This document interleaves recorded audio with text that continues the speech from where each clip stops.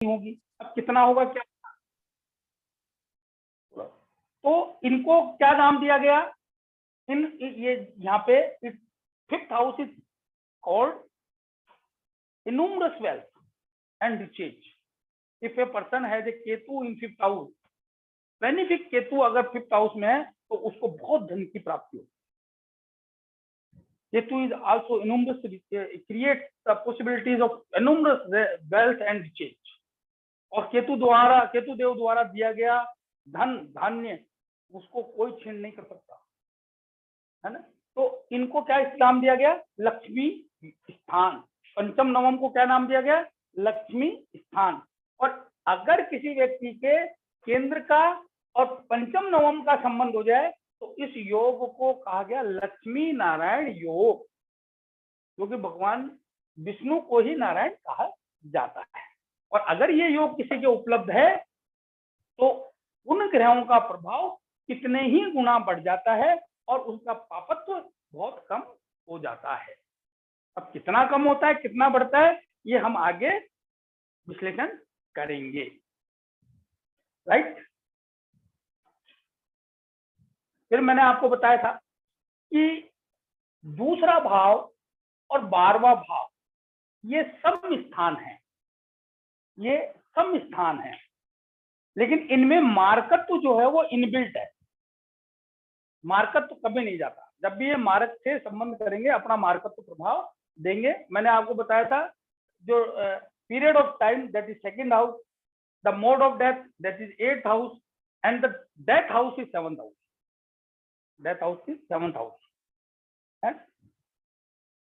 तो ये सम स्थान कहे गए हैं। तो इनके जो स्वामी होते हैं वो सम होते हैं, सम यानी जल। तो वो कैसे परिणाम देते हैं, वो दो स्थिति से परिणाम देते हैं।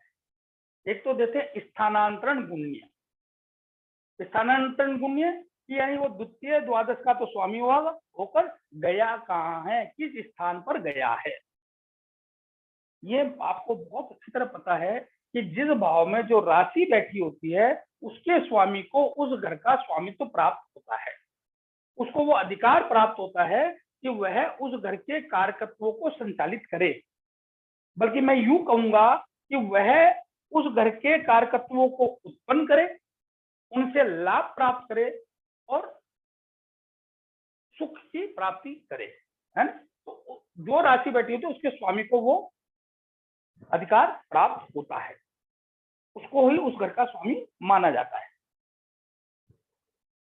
किसी घर में बैठे हुए किसी घर के स्वामी से ज्यादा बलवान होता है उस घर में बैठा हुआ ग्रह, और उससे भी ज्यादा बलवान होता है उस घर के स्वामी के साथ बैठा हुआ ग्रह। ये मैं आपको बाद में समझाऊंगा।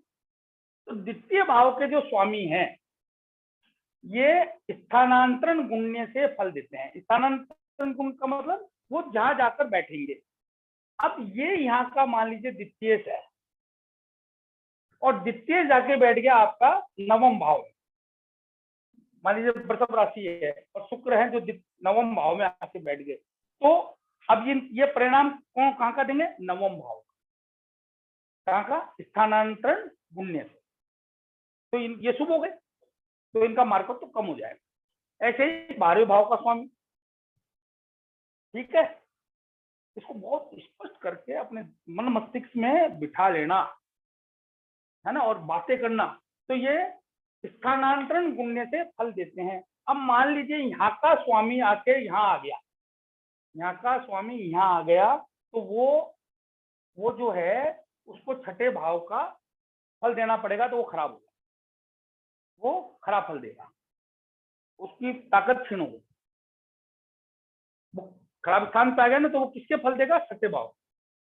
अब वो अच्छे देगा बुरे देगा वो आगे देखिए, पर वो अभी यहाँ किसके फल देगा, छठे भाव, क्योंकि वो यहाँ के बैठ गया। और क्योंकि ये खराब स्थान पे आ गया तो उसकी शक्ति क्षीण हो गई, यानी उस व्यक्ति को धन कमाने में बहुत ज्यादा दिक्कतें आने वाली है, राइट। ऐसे 12वें भाव का स्वामी अगर अशुभ स्थान पे गया तो वो स्थानांतरण गुण्य के हिसाब से अशुभ फल देगा, राइट। मैंने आपको बताया था 3, 6, 11 स्थान जो है वो पाप स्थान है। मैंने स्पष्ट किया था आपको, इनके इनके स्थानेश जो है पापी होते हैं, और ये विष स्थान है, यहाँ कोई भी चीज आकर विष को प्राप्त हो जाती है। इसलिए यहाँ पर पाप ग्रह अगर बैठते हैं तो वो इस विष को खत्म करते हैं, विष को विष मारता है, इसलिए वो शुभ माने जाते हैं। शुभ ग्रह अगर बलवान होकर बैठते हैं, यानी उनका अमृत तो बहुत ज्यादा है और वो यहाँ बैठते हैं, तो इस विष को मार देते हैं। शास्त्र में ये कहा गया है कि विष जितना कम और कम प्रभावी हो उतना उत्तम, और अमृत जितना ज्यादा और जितना प्रभावी हो उतना अच्छा। तो दोनों स्थितियों का आपको विश्लेषण करने में बहुत दिमाग लगाना पड़ेगा। जैसे अगर पाप ग्रह यहाँ बैठे हैं तो वो विष को मारेंगे, तो उनका जितना ज्यादा पापत्व होगा उतना अच्छा। शुभ ग्रह यहाँ बलवान होकर बैठेंगे तब इस विष को मारेंगे, इसके पाप को मारेंगे, इसलिए उनका बलवान होकर बैठना अच्छा। इसलिए कहा गया है अगर 3, 6, 11 में स्वग्रह किसी ग्रह के साथ केतु बैठ जाए तो परम योगकारी हो जाते हैं। वो मैं समझ रहे हैं आप? तो ये मैंने आपको बताया पाप स्थान है। अब मान लीजिए किसी व्यक्ति का लग्नेश तृतीय स्थान में आके बैठ जाएगा, तो ये पाप स्थान है। तो लग्नेश को सुप्तम कहा गया है, इसमें कोई दो राय नहीं, तो इसके पाप को तो खत्म करेगा, लेकिन स्वयं के घर की उतनी फ्लोरिश नहीं, क्योंकि उसकी शक्ति इसके पाप को खत्म करने में कम हो जाएगी, तो अपने घर को ज्यादा फ्लोरिश करने की शक्ति बचेगी नहीं। समझ लो आप, अपने घर की फ्लोरिश करने की उसकी ताकत, यानी उसका वो पोषण करने में और रक्षण करने में थोड़ा कमजोर हो जाएगा। हर व्यक्ति अपने घर का सबसे पहले तो रक्षा करता है, फिर उसमें जो निवास कर रहे हैं उनका पोषण करता है, फिर उनका संवर्धन करता है। ये तो नियम है, वही ज्योतिष में लागू होता है। तो जब यहाँ घर का स्वामी अशुभ स्थान पर चला जाएगा तो वो अपनी शक्ति को यहाँ खराब करेगा इसके पापत्व को खत्म करने के लिए, तो अपने घर का सही पोषण, रक्षण और संवर्धन नहीं कर पाएगा, तो वो अशुभ ही हुआ, वो अशुभ ही हुआ। और अगर शुभ ग्रह है, थोड़ा सा भी बलियन होकर जाएगा तो वो और ज्यादा अशुभ को प्राप्त हो। पाप ग्रह तो क्या, पाप स्थान पर जाके उसको वैसे मार ले। इसको ऐसे समझो आप कि किसी का अगर लग्नेश मंगल है, किसी का लग्नेश मंगल है और यहाँ तृतीय में आके बैठ गया, तो वो व्यक्ति को भाइयों से जरूर लाभ हो जाएगा, छोटे भाई बहन होंगे और उनसे लाभ भी हो। लेकिन अगर यहाँ का स्वामी गुरु है लगन का और वो यहाँ जाके बैठ गया, तो न तो छोटे भाई बहन होंगे तो भी उनसे विद्रोह होगा, उनसे कोई लाभ नहीं होगा, उनसे लड़ाई झगड़ा रहेगा। समझ रहे ना ये मैं क्या कहना चाह रहा हूँ? कितना होगा क्या होगा वो आगे की बात। तो 3, 6, 11 स्थान, इनका विशेष विश्लेषण मैंने आपको बताया। ये स्थान के स्वामी जहां जाएंगे वहां हानि उत्पन्न करेंगे, लेकिन तीसरा और 11वें का जो स्वामी है वो पराक्रम और लाभ भी उत्पन्न करते हैं। ये नुकसान क्या करते हैं, ये जीव का, यानी आपके जितने रिश्ते हैं उनकी हानि करेंगे, साथ ही आपके अंदर कुटिल भावनाएं उत्पन्न करेंगे, है ना, यानी शारीरिक क्षीणता भी उत्पन्न करेंगे, आपको रोग भी देंगे, आपके मृत्यु भाव भी उत्पन्न करेंगे,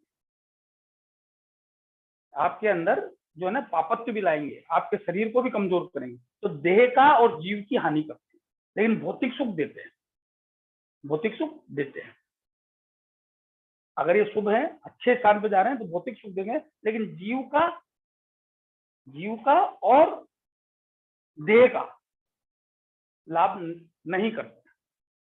ये विचारनीय विषय है। तो ये 3, 6, 11 तीनों पे ही लागू होती है। अब लाभ भाव का स्वामी जहां जाएगा वह लाभ तो उत्पन्न करेगा, उससे अब जैसे लाभ भाव का स्वामी शनि है, सप्तम भाव में आके बैठेगा तो व्यापार व्यवसाय से लाभ उत्पन्न करेगा, मेहनत कराएगा, प्रसाद कराएगा, आपको लाभ उत्पन्न करेगा, लेकिन वैवाहिक जीवन उत्तम नहीं रहेगा, विवाह में जरूर बाधा उत्पन्न करेगा। फिर ये सप्तम से संबंधित समझिए, यानी आपका यूरिनल ट्रैक है, आपकी किडनी है ना, आपका लोअर पार्ट जो बस्ती प्रदेश है, वहां पे ये जरूर परेशानी क्रिएट करेंगे, जरूर से जरूर करेंगे। और पापा तो और बढ़ गया और ज्यादा करेंगे। कुंडली में बहुत सारी चीजें देखी जाती है, तो मैं एक गणना के तौर पे ले रहा हूँ। बहुत सारी चीजें इम्पैक्ट करती है कि मान लीजिए पाप बैठा है, इसको कोई शुभ दृष्टि प्राप्त होगी तो उसका पाप तो कम हो जाएगा, तो शायद नहीं कर पाए, वो बात की बात है। तो मैंने क्या बताया, 3, 6, 11 भाव बताया। तो केंद्र के स्वामी कहीं भी जाएंगे शुभ उत्पन्न करने की कोशिश करेंगे, त्रिकोण के स्वामी जहां जाएंगे वहां शुभ उत्पन्न करने की कोशिश करेंगे अपनी सामर्थ्य के अनुसार। 3, 6, 11 के स्वामी जहां जाएंगे वहां पाप उत्पन्न करने की कोशिश करेंगे अपने पापत्व के अनुसार। अन्य स्थान के स्वामी अगर 3, 6, 11 में आएंगे तो वो पाप को प्राप्त होंगे। अब यहाँ के पापत्व को खत्म करने की उनमें कितनी शक्ति होगी वो विचारणीय है, वो आगे अपन बात करेंगे। समझ गए ना आप मेरी बात को?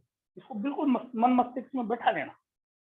तो इनके स्वामी जहां जाएंगे उन भावों को भी वो क्षीण करेंगे क्योंकि ये पापी है, और जो ग्रह यहाँ जाएगा वो भी अपनी शक्ति को खोएगा, वो भी अपनी शक्ति को खोएगा।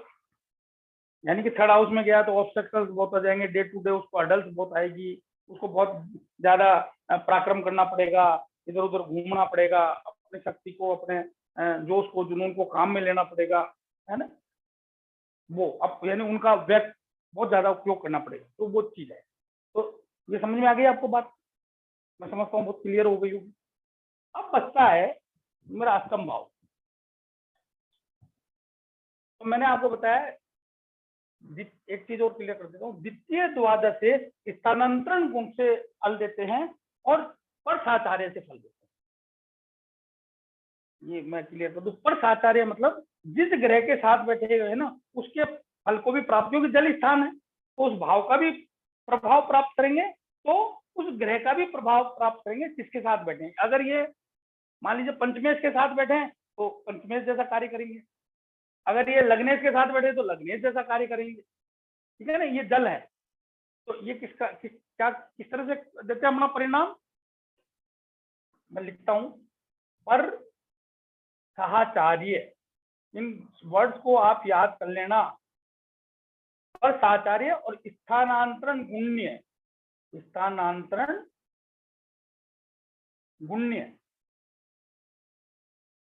यानी कि where they have been placed as well as whom they have been placed, तदनुसार वो उनकी शक्ति को ग्रहण करके अपने अपने जो कार्यकर्ताओं को उनको निष्पादित करते हैं। They execute accordingly their placement in a particular भाव with a particular ग्रह।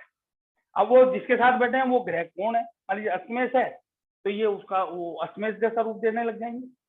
यहाँ हर जगह जब भी हम विश्लेषण करेंगे तो दो चीजों को हमेशा मायने ध्यान में रखेंगे कि ग्रह नैसर्गिक क्या है और भावेश के अनुसार क्या है। प्राथमिकता से वो फल भावेश के अनुसार देगा, तो उस भावेश के अनुसार उसके फल की वृद्धि हो रही है या घटोत्तरी हो रही है, ये हमको हर बार निर्णय या विश्लेषण करना पड़ेगा, राइट। अब बात आती है अष्टम भाव, सबसे महत्वपूर्ण अष्टम भाव। पाराशर जी भगवान ने अष्टम भाव के बारे में विशिष्ट लिखा है, विशिष्ट। और मैं आपको बहुत बहुत जोर देके कहना चाहूंगा, इसको बिल्कुल दिमाग में स्पष्ट रूप से स्थापित कर लेना अगर आपको बहुत अच्छे अच्छे विश्लेषण करने हैं। अष्टमेश भी अपना फल स्थानांतरण गुण्य और परसाचार्य से देता है। अष्टमेश भी अपना फल स्थानांतरण गुण्य और परसाचार्य से देता है। जैसा अभी पूछा गया था मुझसे, उसी वजह से मैंने आज इतना वापिस रिपीट किया है कि अष्टमेश शुक्र था तो ये अपना फल स्थानांतरण गुण्य से देगा, तो ये कहां चले गए, लगन में, तो ये शुभ हो गए, ये शुभ हो गए। अब कितने शुभ हुए कितने नहीं हुए वो बात की बात है, ग्रह को कितना बल प्राप्त हुआ, किस किस से दर्श हुआ, किस किस से युद्ध हुआ, कैसी स्थिति है, वो सब चीजें जागृत है, अमृत है, वटएवर, वो मैं आगे बताऊंगा। तो अष्टमेश अपना फल स्थानांतरण गुण्य से देते हैं, इसलिए शास्त्र में क्या कहा गया है कि अष्टमेश अगर केंद्र में जाए तो आयु वृद्धि करते हैं, क्योंकि उनको केंद्र का शुभ प्राप्त हो गया, केंद्र का शुभ प्राप्त हो गया। अगर अष्टमेश पणफर में जाते हैं तो मध्यायु करते हैं, अपोकल में जाते हैं तो वो अल्पायु करते हैं। वो आयुर्दाय जब मैं कराऊंगा तब आपको क्लियर, ठीक है। यही अष्टमेश अगर त्रिकोण में जाएगा वो स्थानांतरण गुण से फल देगा, यानी कि वो पंचम और नवम का फल देगा। पंचम और शुभ फल देगा। समझ रहे हो मेरी बात? तो और यह पर साचार्य से फल देता विद वूम दे आर सिटिंग। तो अष्टमेश मान लीजिए किसी नैसर्गिक शुभ के साथ बैठा है या नेचुरल, वो फंक्शनल शुभ और नेचुरल शुभ ग्रह के साथ बैठा हुआ है, तो उसका पापत्व कम हो जाएगा और वो आयु बढ़ाने में कार्य करेगा, यानी अष्टम से संबंधित चीजों का आपको लाभ करेगा। नेचुरल जो नैसर्गिक है और फंक्शनल जो भावेश के अनुसार उनको शुभत्व और पापत्व प्राप्त हुआ है। देखिए मैं बार बार इतना जोर देके, बार बार इतना स्ट्रेस देके आपको जो कह रहा हूँ, you should always analyse the thing every planet as per their natural characteristics as well as the lordship which they have attained through be a lord of a particular house. That is functional characteristics, functional significance. समझ रहे हैं आप मेरी बात? इसको बिल्कुल मन मस्तिष्क में बिठा लें, बात भी करें तो उसी तरह करें। तो अष्टमेश अपना फल स्थानांतरण पुण्य और पर साचार्य से देते हैं। ये बात आपको कोई नहीं बताएगा। अब अष्टमेश मान लीजिए किसी व्यक्ति का लाभ भाव में बैठ गया, अष्टमेश किसी व्यक्ति के लाभ भाव में, के पाप स्थान है, ये अष्टमेश पाप स्थान का स्वामी है अष्टमेश। तो पाप का स्वामी पाप में जाकर इस पाप को खत्म करेगा, पाप का स्वामी पाप में जाकर इस पाप को खत्म करेगा।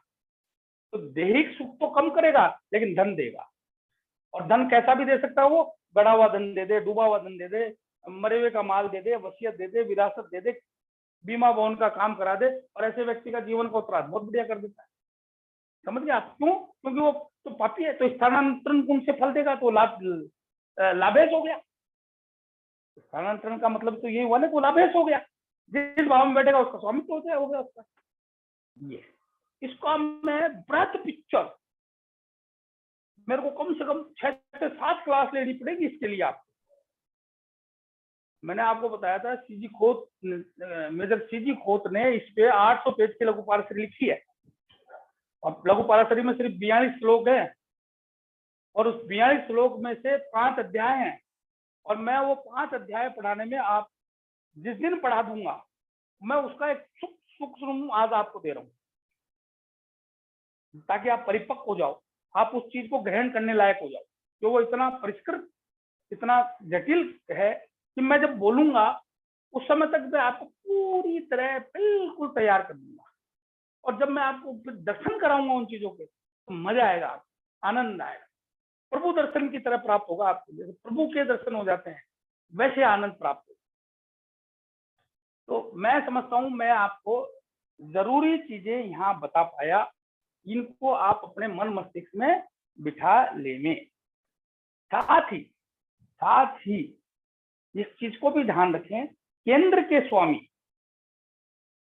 इतना सा ध्यान रखें, क्योंकि ये आगे, केंद्र के स्वामी अगर शुभ ग्रह हैं, केंद्र के स्वामी अगर शुभ ग्रह हैं, तो वो अपने शुभत्व के प्रति उदासीन होकर उसका त्याग कर देते हैं। केंद्र के स्वामी अगर शुभ ग्रह हैं, इसको ऐसे समझो, मैं इसको मिटाता हूं क्योंकि ये मैं बार बार बात करूंगा तो कहीं आप बाद में आपको लगे कि यार ये ऐसी कैसी बात कर रहे हैं। विस्तृत, मैं आपको कह रहा हूं, विस्तृत पिक्चर, विस्तृत विश्लेषण, बिल्कुल बारीक विश्लेषण, उसके लिए आपको कुछ इंतजार करना पड़ेगा। केंद्र के स्वामी, मान लीजिए मैं मेष लगन ले रहा हूं, तो केंद्र के शुभ स्वामी कौन कौन हुए? एक तो शुक्र हो गया और एक चंद्रमा हो गया। केंद्र के स्वामी अगर शुभ ग्रह हैं तो अपने शुभत्व के प्रति उदासीन होकर उसको स्थगित कर देते हैं। ऐसा शुभ ग्रह अगर दूसरे त्रिकोणों से संबंध कर ले तो फिर वो शुभ करेगा, क्यों? वहां तो उदासीन हुआ, वहां वो बलवान हो गया। ठीक है ना? वो मैं आगे बताऊंगा। केंद्र के स्वामी अगर शुभ ग्रह हो तो अपने शुभत्व के प्रति उदासीन होकर स्थगित कर देते हैं, यानी कि किसी भी शुभ ग्रह का शुभत्व नहीं देना सबसे बड़ा पाप है, कुंडली की सबसे बड़ी कमजोरी है। समझ गए ना, किसी शुभ ग्रह का शुभत्व नहीं देना सबसे बड़ी कमजोरी है, इसको मन मस्तिष्क में बिठा लो आप। ऑन द कॉन्ट्ररी, केंद्र के स्वामी पाप ग्रह हों तो अपने पापत्व के प्रति उदासीन होकर उसे स्थगित कर देते हैं, यानी पापी ने पाप देना बंद कर दिया, पाप फल देना बंद कर दिया, तो उससे ज्यादा उत्तम चीज क्या हो सकती है। अगर कोई पाप करने वाला है, वो कहता है मैं कोई पाप करूंगा ही नहीं, कोई आदमी इसलिए है कि उसको पाप करना है और वो कहने यार मैं तो पाप करूंगा ही नहीं, भला करूंगा नहीं करूंगा अलग बात, मैं पाप, तो उससे बढ़िया कोई बात हो ही नहीं सकती। तो क्या फर्क हो गया, केंद्र के शुभ ग्रह तो शुभ देना बंद कर देते हैं, है ना, और पाप के, केंद्र के पाप ग्रह, केंद्र के स्वामी, केंद्रेश, केंद्र के नहीं केंद्रेश, ये ध्यान करना, मैं केंद्रेश बोल रहा हूँ, है ना। तो अगर वो शुभ ग्रह है तो शुभत्व के प्रति उदासीन होकर स्थगित कर देते हैं, पाप ग्रह है तो वो अपने पापत्व को उदासीन होकर स्थगित कर देते हैं। ये विशेष जानने वाली बात है, इसको आप मन मस्तिष्क में ढा के रखना। तो अब ये इसका अर्थ क्या निकला कि जब उनकी स्थिति क्या होगी, वो समता को प्राप्त हो गए, वो शुभ नहीं कर रहे, वो पाप नहीं कर रहे, तो क्या कहोगे आप उनको, क्या कहोगे, वो सम हो गए, वो सम हो गए ना, इक्विलिब्रियम पे आके खड़े हो गए, एक ऐसे बेस पे खड़े हो गए जहां वो शुभ कर रहे नहीं है ना पाप कर रहे। अब उनका शुभत्व और पापत्व कैसे उत्पन्न होगा कि वो किस भाव और भावे से संबंध कर रहे हैं, किस भाव और भावे से संबंध कर रहे हैं, तदानुसार उनका शुभत्व और पापत्व डेवलप होगा। जैसे केंद्र का स्वामी ये शनि, इसने पाप करना छोड़ दिया, सॉरी ग्रह मैं माफ करता हूँ, ग्रहों के बारे में हमेशा आदर सूचक शब्द यूज करना है, ये मैं माफी चाहता हूँ। तो शनि देव ने केंद्र के स्वामी होने के कारण जो है पापत्व छोड़ दिया, अब उनको मान लीजिए यहाँ का स्वामित्व प्राप्त हो गया, वो तो बहुत बढ़िया बात हो गई, अति शुभ हो गई। मान लीजिए ये चंद्रदेव है, इन्होंने यहाँ शुभ करना छोड़ दिया और ये यहाँ के स्वामी हो गए, ये भी बहुत अच्छी बात हो गई, लेकिन इनसे ज्यादा अच्छा फल इनका हो गया, इनसे ज्यादा अच्छा फल ये दे, यानी कि केंद्र का पाप ग्रह अगर केंद्र त्रिकोण में बैठता है बहुत शुभ करता है, और शुभ ग्रह भी बैठता है तो वो भी शुभ करता है। आप समझ गए ना। अब केंद्र का स्वामी कोई शुभ ग्रह है, शुभ ग्रह होकर अगर मान लीजिए वो अष्टम में चला गया, दो मारक हो गया, वो मारकत्व को प्राप्त करता है। इस तरह से अपन को हर चीज को, इसका विस्तृत मैं आपको आगे बताऊंगा, अभी बहुत बड़ी पिक्चर हो जाएगी, इस तरह समझो उसको आप, राइट। 2 मिनट हम सब बात करेंगे, फिर मैं तुम्हें, हाँ अब राजेश जी कितने लोग हो गए अपन सर? ये अगर केंद्र में ही हो जाए तो कोई शुभ, अभी 19 लोग हैं। अच्छा 19 ही रहते हैं अपने, हाँ चलो ठीक है। हाँ बताइए हितेश जी बोलिए। हाँ सर, जैसे आपने बताया ना कि जैसे कोई पाप ग्रह अगर मूल त्रिकोण में चल जाए तो और भी ज्यादा शुभ करना स्टार्ट कर देता है। अब जैसे कोई शुभ ग्रह मान लो कि ये केंद्र में अपनी शुभता छोड़ देता है वो, और वो केंद्र में ही आ जाए तो वो अशुभ कहा रहा, ग्रह भी केंद्र में हो जाए तो वो भी अशुभ। हाँ तो वो समता को रहा ना, सम होकर सम स्थान पे रह गया। अब लेकिन वो लगन में बैठ गया तो शुभ हो गया बहुत ज्यादा। ये जो स्थिति बनेगी ऐसी, वो उस ग्रह को बल नहीं देगी। जैसे केंद्र का स्वामी होकर गुरु केंद्र में बैठेंगे तो इतने उत्तम नहीं है, अगर वही गुरु जब पंचम नवम एकादश के स्वामी द्वितीय के स्वामी होकर केंद्र में बैठेंगे तो बहुत शुभ होगा। ठीक है ना, ठीक है, ठीक है सर। और ऐसे ही जैसा हाँ बताइए। ऐसे ही सर जैसा आपने बताया, हाँ अष्टम भाव में बैठने से वो मारक हो जाता है, तो सष्टेज भी मारक हो जाएगा, सष्टेज भी फिर उसको हानि करेगा। और ज्यादा हानि करेगा। करेगा, बिल्कुल करेगा, बिल्कुल करेगा, बिल्कुल करेगा, इसमें कोई दो राय नहीं, इसमें कोई दो राय नहीं। हाँ, और कोई और किन्हीं का कोई question? Are you getting it or not? हाँ जी Vikas ji, hello hello, anyone else? हाँ, आपकी आवाज ही नहीं आती यार, आपकी हेलो। आवाज ही नहीं आती यार। हाँ यस सर। हाँ, बताओ। सही है सर, समझ में आ गया सर। समझ में आ गया, वेरी गुड। और कोई एस्ट्रो सर? सर नमस्कार। हाँ, सर नमस्कार। मैं ये बोल रही थी कि जैसे आपने बताया द्वादश का स्वामी, वो आपने वो बताया उसका ये संबंध बताया ना, स्थानांतरण गुण्य और हाँ, स्थानांतरण गुण और प्रसाचार्य। हाँ, वो सप्तम में बैठ जाए, द्वादश से सप्तम में आके बैठ जाए, केंद्र में, छठे आठवें में नहीं, केंद्र में आके बैठे, हाँ, तो सप्तम कैसा केंद्र, फल हाँ। देगा, कैसे देगा फल? देखिए, सप्तम में आ गया तो मारक हो गया। मारकत्व तो मैंने हाँ। आपको बताया कि द्वितीय और द्वादश का मारकत्व तो खत्म नहीं होता। मारकत्व तो है ही है उसके साथ। हाँ सर। सब कुछ होगा लेकिन मारकत्व तो नहीं हाँ। होगा। तो एक तो मारक स्थान का स्वामी है, फिर एक मारक स्थान पे आ गया तो वैवाहिक जीवन को पीड़ा में करेगा। सप्तम से अच्छा। संबंधित चीजों को खराब करेगा, क्योंकि 12वां भाव वह है ना, वह किसका करा देगा? सप्तम भाव का, यानी पुरुषार्थ का, पत्नी का, वह करा देगा ना। और मार्कत तो उसके अंदर है ही, मार्कत तो है ही ना उसके पास, तो मार्कत तो संबंधित चीजें तो देगा ही। मैंने बताया ना, मार्कत तो उसका खत्म नहीं होता। लेकिन जो आप पूछना चाह रहे हो वो बात ये है, अगर वो व्यक्ति विदेश से व्यापार व्यवसाय करता है, घर छोड़कर दूर जाकर व्यापार व्यवसाय करता है, और उसको 12वें भाव का स्वामी अगर शुभ ग्रह है ना, तो वह व्यक्ति बहुत सफलता पाएगा, धन धान्य की पूर्ति होगी और उसको प्लेजर ऑफ बेड भी खूब मिलेगा। लेकिन उसमें व्यवधान भी पूरे उत्पन्न होंगे, तो द्विविवाह योग भी बनाता है। तो ये थोड़ा सा इनका विश्लेषण थोड़ा और आगे क्लियर करेंगे अपन। ठीक है सर, थैंक यू। है ना? हाँ। और कोई?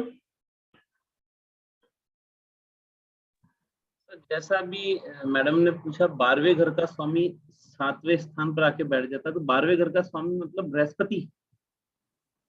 कोई भी हो सकता है, तो डिपेंड्स, कोई भी कुंडली हो सकती है ना, उसका कोई भी हो सकता है। लेकिन हाँ, आपकी बात सही है कि काल पुरुष की कुंडली में हमेशा 12वें भाव का जब भी विश्लेषण करेंगे तो गुरु का विश्लेषण जरूर करेंगे, मीन राशि का विश्लेषण जरूर करेंगे, और 12वें भाव का कारक शनि का विश्लेषण जरूर करेंगे। आप जब भी किसी का विदेश योग देखो, प्लेजर ऑफ बेड देखो, उसको कैद देखो, उसका बंधन देखो, अस्पताल में भर्ती होना देखो, अस्पताल से मुक्ति देखो, ऋण से मुक्ति देखो, शत्रु से मुक्ति देखो, यानी कि जितने भी जिंदगी में सिंस हैं या जो भी चीजें मैलिफिक है उनसे मुक्ति अगर विचार करने जा रहे हो, तो भाव भावेश के साथ साथ आपको कारक शनि और कालपुरुष की कुंडली का मीन राशि और उसका स्वामी गुरु का विश्लेषण अवश्य करना पड़ेगा। ये मैंने आपको पहले समझाया, इसका आप विशेष ध्यान रखें। ठीक है सर नमस्ते। हाँ, नमस्कार सर। कैसे सर? बस फाइन। सर एक चीज बताओ, ये जैसे हाँ। अपने ये अपने कह रहे हैं ना, जैसे अपने वो अपने शुभ ग्रह अपना शुभ फल स्थगित कर देंगे, हाँ। और जो ये जो शुभ अशुभ ग्रह हैं तो अपना शुभता छोड़ देंगे एक तरह से, मतलब स्थगित कर देंगे। तो जैसे 7th हाउस जो द्विशुभ और होते हैं, लग्न होते हैं, द्विशुभ लग्न में भाई 7th हाउस एक तो मारक का रोल प्ले करेगा, वो सब में ही करता है मारक का तो, और एक सर उसमें बाधकपति का रोल भी प्ले करता है। बिल्कुल, बाधक मैं क्लियर करूंगा। तो शास्त्र में ये कहा गया है कि अगर मैं केंद्राधिपति दोष जब क्लियर करूंगा ना, तब मैं वो क्लियर करूंगा। नहीं सर, वो तो ठीक है, अगर ग्रह जब सप्तमेश होता है, शुभ ग्रह, तो मारक भी हो गया, बाधक भी हो गया। अगर वो साथ में 22वें दृष्टान का स्वामी भी हो जाए, 64वें नवमास का भी स्वामी हो जाए, तो प्रबल मारक होता है। और उसके बाद अगर वो 6-8-12 के किसी स्वामी से संबंध कर ले, तो अपने दशा अंतरदशा में बेहद ही अशुभ फल देता है, बेहद ही अशुभ फल देता है। इसको मैं बहुत एलोपरेट नहीं सर, जैसे ये जैसे त्रिकोण अभी अपने कह रहे हैं ना, जैसे त्रिकोण में जाके बैठ जाता है हाँ, पंचम और नवम में, हाँ, तो अच्छा हो जाता है उसके जैसे बिल्कुल, वो बढ़िया हो बिल्कुल, जाता है। बिल्कुल, तो अब ये जो बिल्कुल। बाधकपति ये है, तो उसका फिर क्या रोल रहेगा, त्रिकोण में जाएगा तो? मैंने ये जब शुरुआत की क्लास ली थी तो उसमें ये बताया था कि शुभ ग्रह जो है ना वो बाधक नहीं होता। बाधकत्व तब उत्पन्न होता है कि कोई शुभ ग्रह बाधक भी हो, उसके बाद मारक भी हो जाए, उसके बाद 22वें देशकांड का स्वामी भी हो जाए, 64वें अनुमान का स्वामी हो जाए, और फिर उसके बाद और कोई पापत्व उसको प्राप्त हो जाए, तभी वो मारक होता है, अन्यथा नहीं होता है। तो बाधक शुभ ग्रह नहीं होता है, वो जी सब है। उसके बाधकत्व को खत्म करता है, उसके बाधकत्व को खत्म करता है। जैसे कोई भी हमने कुंडली ली, अब 1 4 7 10, अगर स्थिर राशि में 1 4 7 10 जो है वो बाधक होंगे। स्थिर अगर लगन है तो 1 4 7 10, तो सातवीं राशि शुक्र की है, तो शुक्र बाधक नहीं होगा, शुक्र बाधक नहीं होगा। लेकिन वही शुक्र अगर मारक भी हो जाए, वही शुक्र मारक कब हो जाएगा, जब मारकों पे बैठ जाएगा।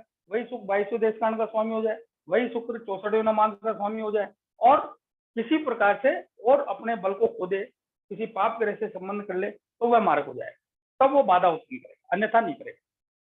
बाधक के लेंगे सर एक क्लास। ठीक है, थैंक यू, थैंक यू। हाँ, वेलकम वेलकम वेलकम। हाँ सर, बताइए, एनीबॉडी एल्स?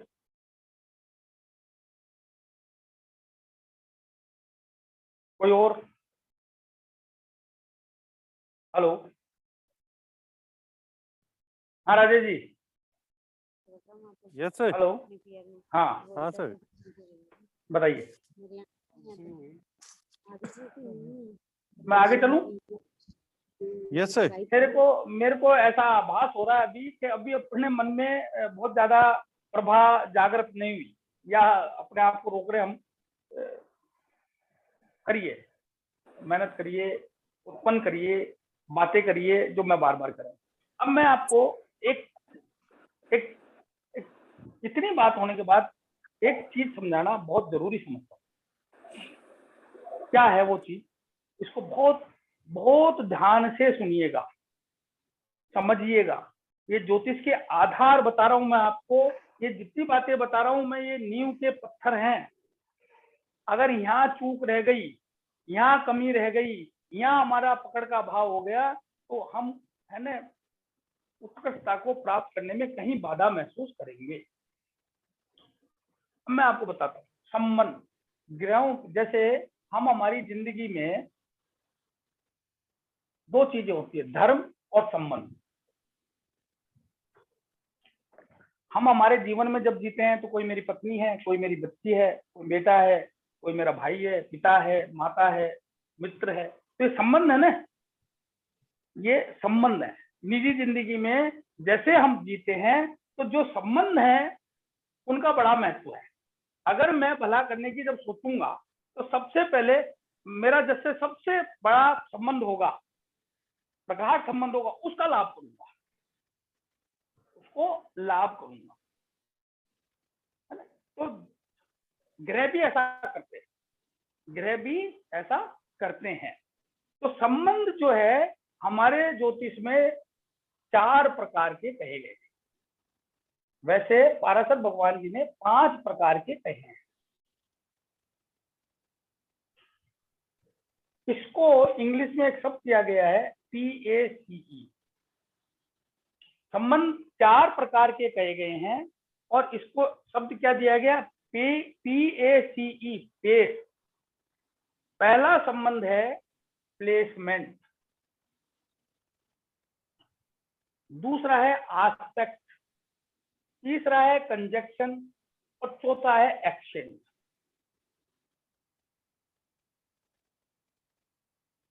पहला प्लेसमेंट, दूसरा आस्पेक्ट, तीसरा कंजक्शन और चौथा एक्सचेंज।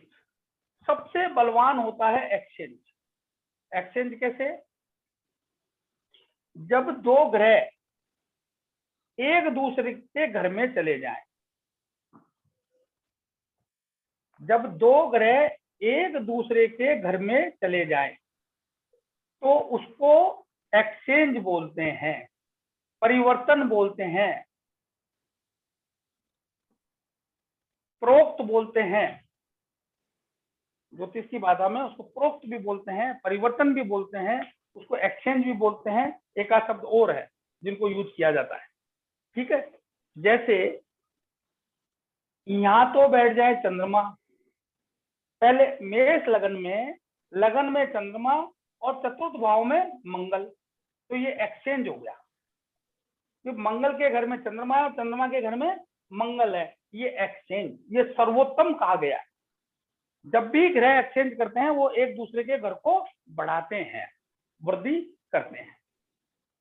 दूसरा कंजक्शन, जब दो या दो से ज्यादा ग्रह एक साथ बैठते हैं तो वो कंजक्शन, संयुक्त होना, एक स्थान पर होना, वो क्या कहलाता है। जैसे इसी कुंडली में मैं बात करूं कि बुध और सूर्य साथ बैठ जाएं तो ये कंजक्शन हो गया, ये कंजक्शन हो गया। फिर होता है आस्पेक्ट, जब कोई ग्रह अपने घर को देखता है, जब कोई ग्रह अपने घर को देखता है तो वो आस्पेक्ट। जैसे इसी कुंडली में मैं लेऊं कि मंगल अष्टम छठे भाव में बैठकर अष्टम दृष्टि से लगन को देखने हैं, तो ये क्या कहलाएगा, आस्पेक्ट। और जब दो ग्रह प्लेसमेंट इस तरह से स्थापित हो कि एक दूसरे की राशि को देखे, तो वो प्लेसमेंट। जैसे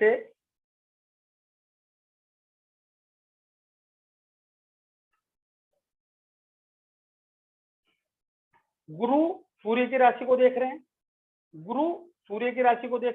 और सूर्य इस तरह से,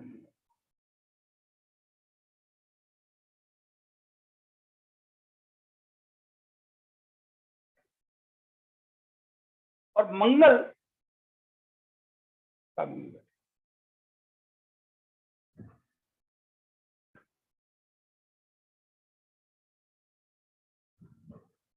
गुरु सूर्य की राशि को देख रहे हैं और सूर्य गुरु की राशि को देख रहे हैं। समझ गए आप, गुरु सूर्य की राशि को देख रहे हैं